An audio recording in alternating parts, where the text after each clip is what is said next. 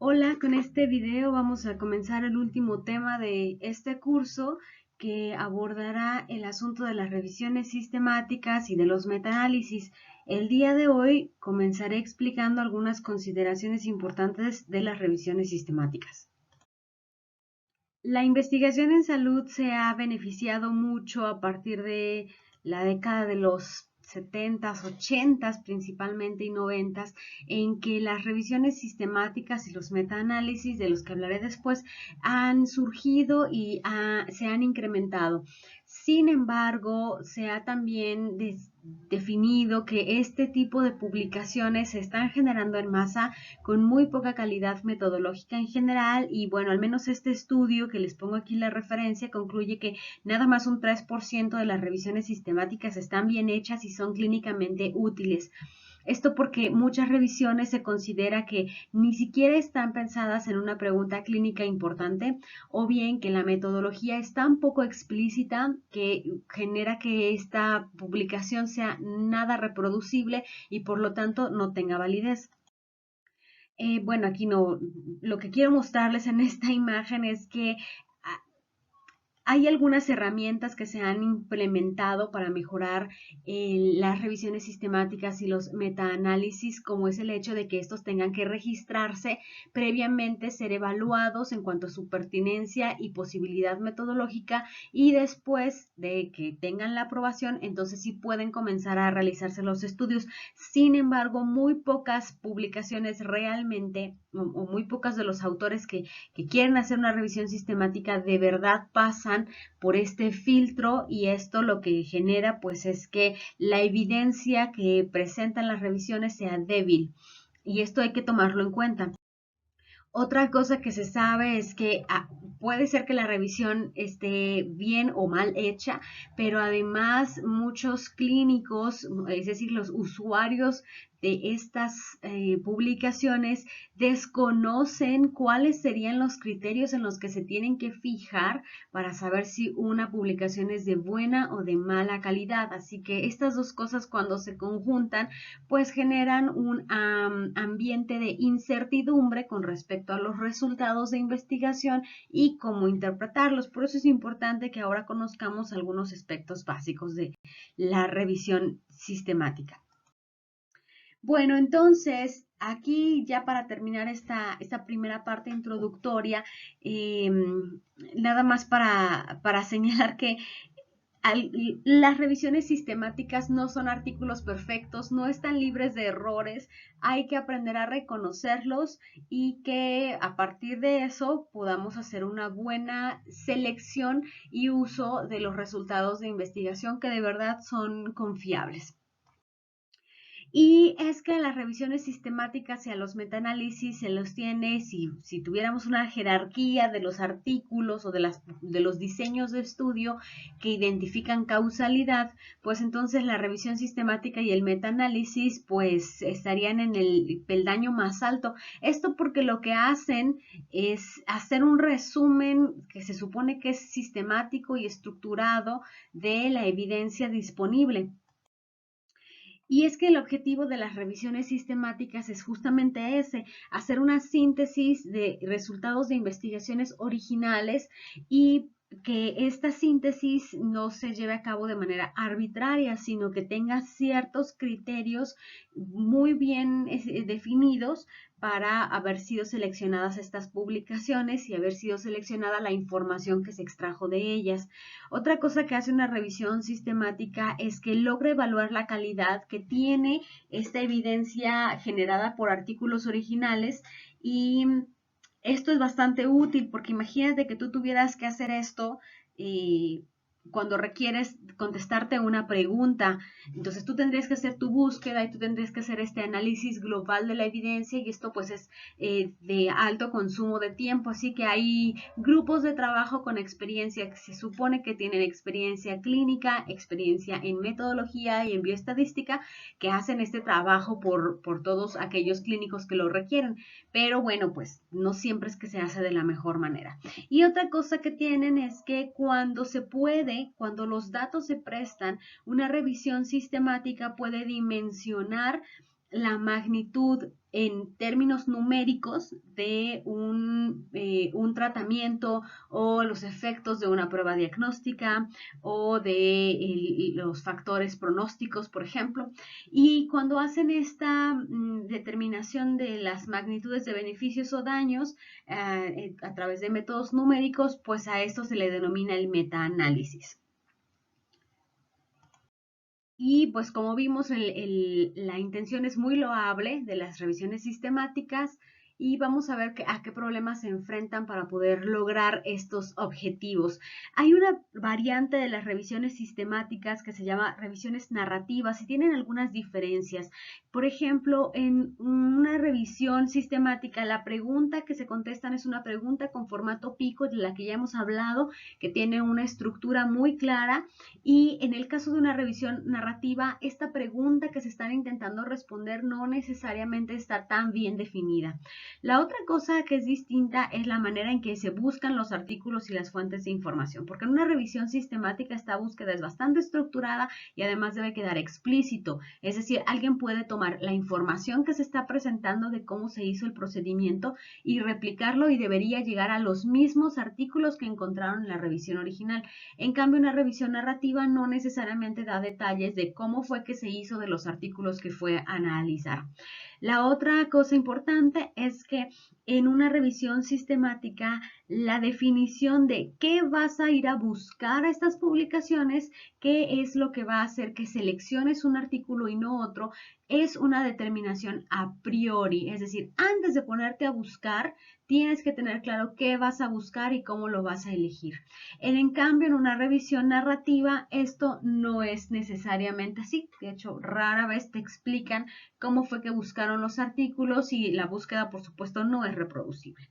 Además, la calidad de la información, una vez que ya se adhirieron de artículos que van a analizar, la manera de analizarlos debe quedar explícita, qué fue lo que extrajeron, cuántas personas revisaron, qué información obtuvieron de esto, cómo la procesaron, y eso en una revisión narrativa pues no se indica porque no es importante.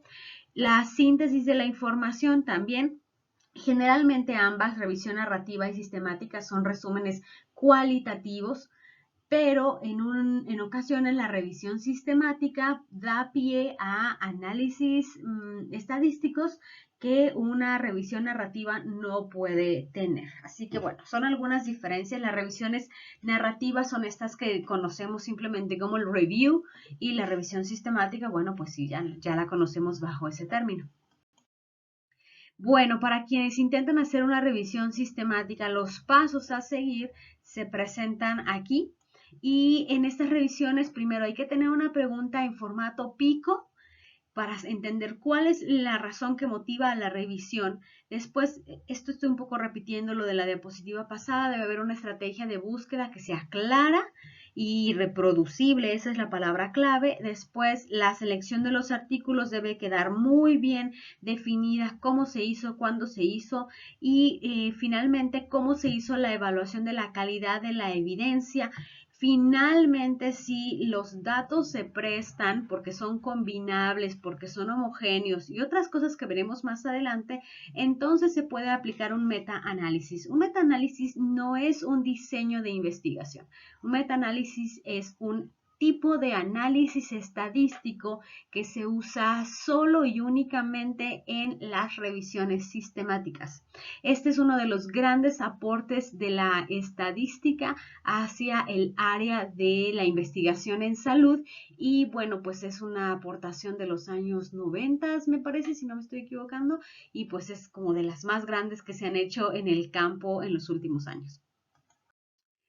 Las revisiones sistemáticas no nada más sirven para evaluar intervenciones o tratamientos, también se hacen revisiones sistemáticas de técnicas diagnósticas, de factores de riesgo, de factores pronósticos, porque el hecho de que un estudio arroje que un factor es el pronóstico o tiene un cierto pronóstico en un padecimiento, pues no significa que realmente lo tenga. Por eso una revisión sistemática lo que hace es conjuntar varios estudios y si todos apuntan hacia la misma dirección, bueno, se considera que que es muy probable que ese factor de verdad sea un agente que modifique el pronóstico, pero si los estudios no concuerdan, pues entonces no hay manera de decir que hay evidencia sobre este factor o sobre la intervención, por ejemplo.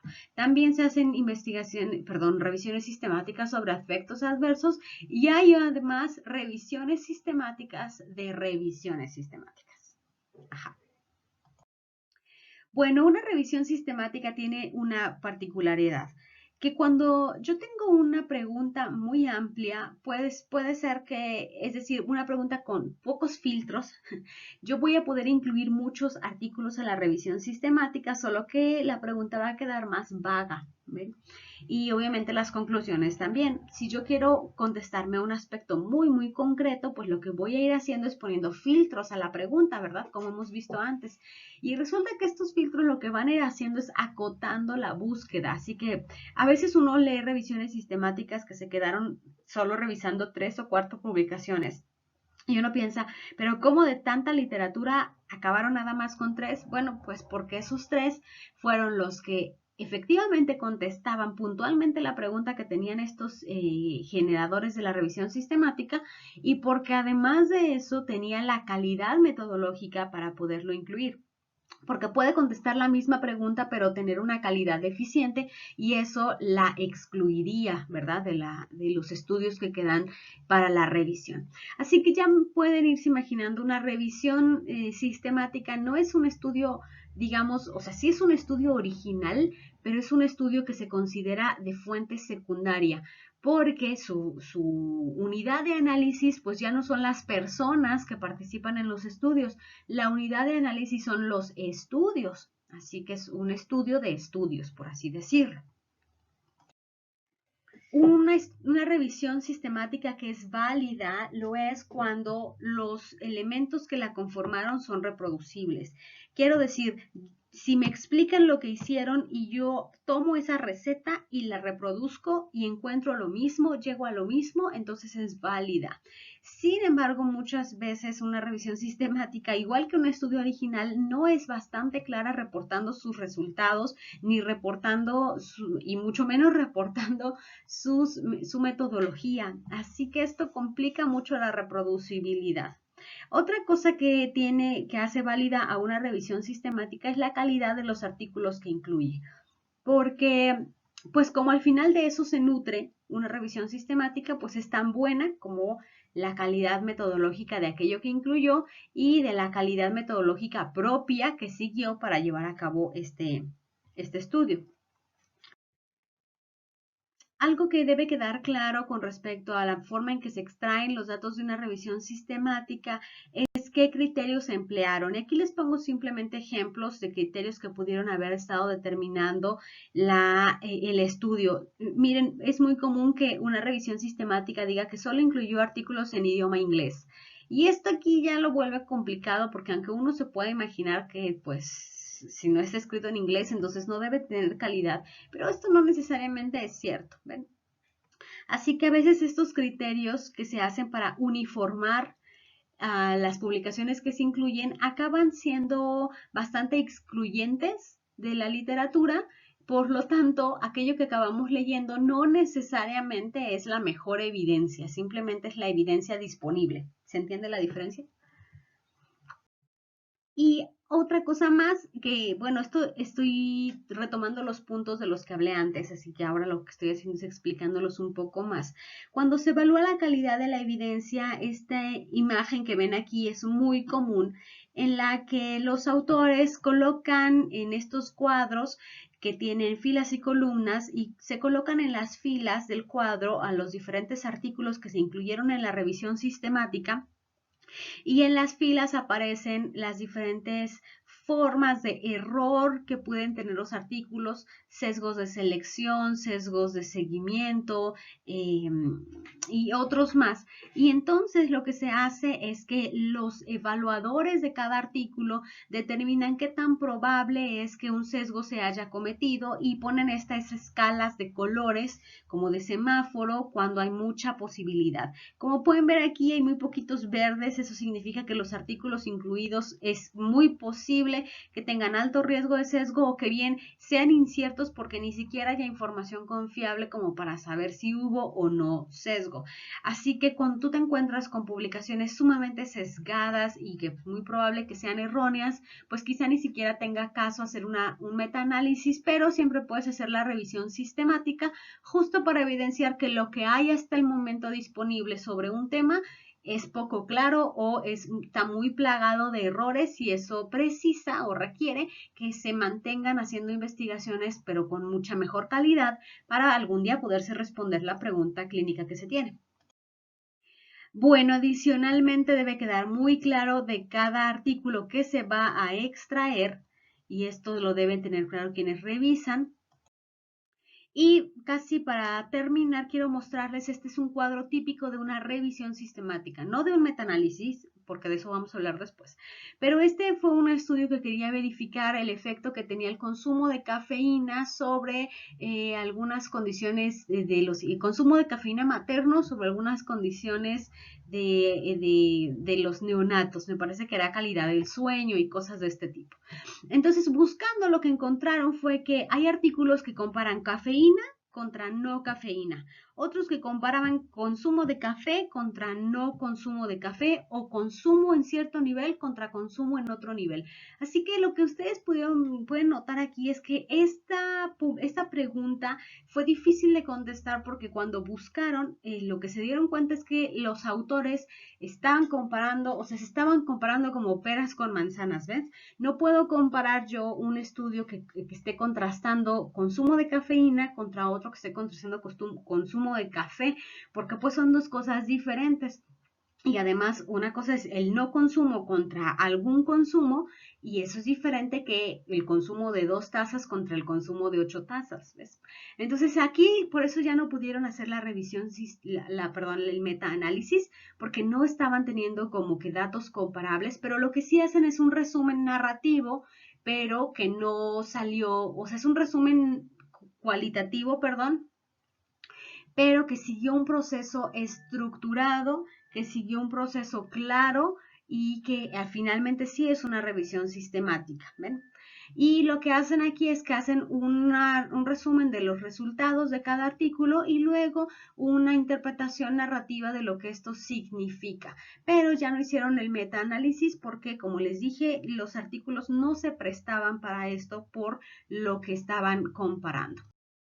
Las conclusiones de este video es que una revisión sistemática es un estudio observacional, finalmente, que lo que pretende es resumir la evidencia de otros artículos sobre algo. Para poder hacer una revisión sistemática y que sea una revisión sistemática y no solo una revisión narrativa, debe haber un protocolo de rigurosidad en cuanto a los métodos, en cuanto a la pregunta, los métodos de búsqueda de la literatura y de extracción de la información y de presentación de la información. Todo eso debe quedar claro y debe ser reproducible además. Y es ideal que una revisión sistemática sea revisada por otras personas y que esto se registren en algunas bases que se han diseñado para esto, como Próspero o Cochrane, bueno, para poderlo evaluar y saber que los usuarios van a estar revisando información de calidad. Y bueno,